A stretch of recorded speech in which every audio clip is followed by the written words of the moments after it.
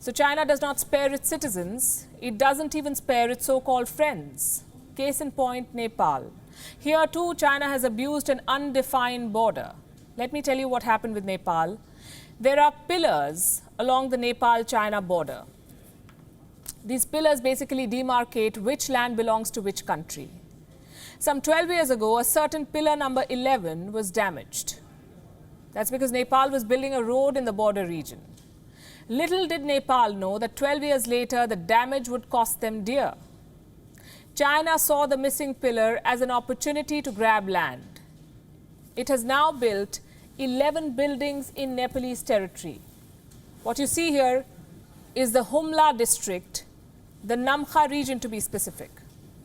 It's an area that China has been eyeing for quite some time now. During a meeting in 2015, Nepal and China agreed to ascertain the location of the missing pillar, but China did exactly what it's been doing at the LAC.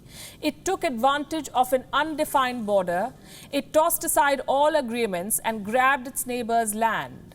So as we speak, 11 Chinese buildings stand on Nepalese territory as an emblem of Chinese land grab. Now a question.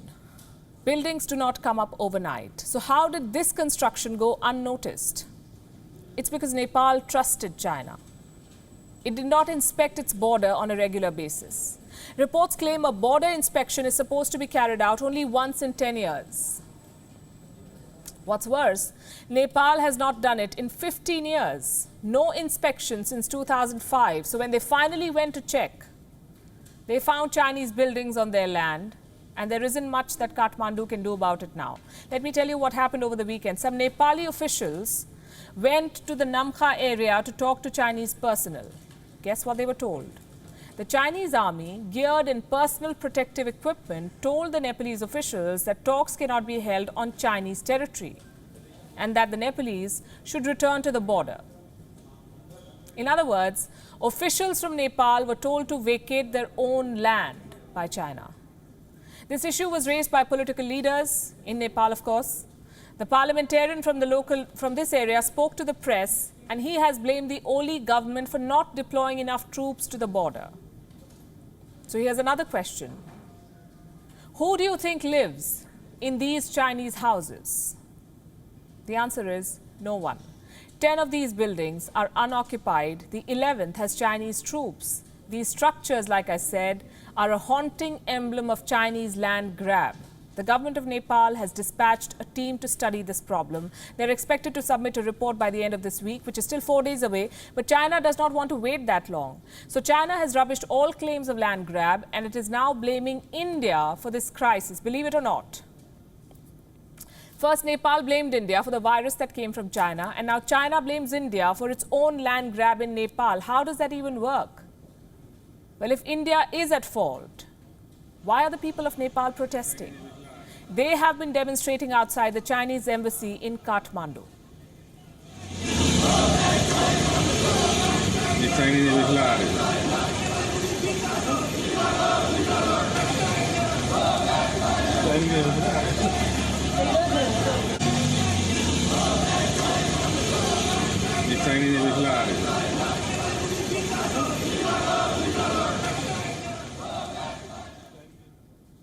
And just so you know, this is not the first time that China has occupied Nepalese land. 2 months ago, reports claimed that China had merged Nepal's Rui village with its own territory.